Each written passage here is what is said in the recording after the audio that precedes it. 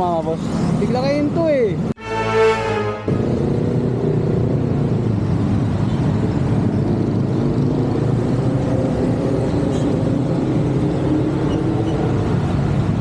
Sa hindi inaasahan, binangga ako sa likod.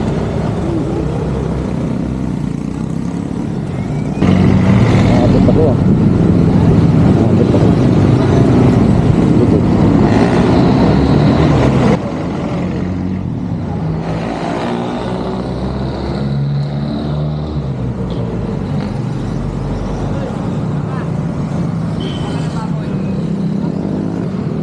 Napakamot na si kuya. Tumama, boss.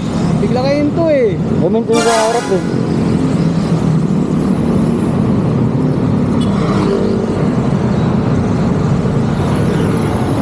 Tayo wala.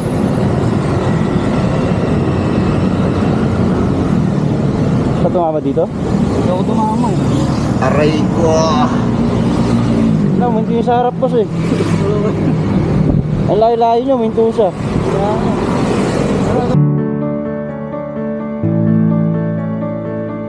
Pag di ako huminto, ako naman babangga. Boss, pasensya na. Ganyan lang sana ang Boss, lahat.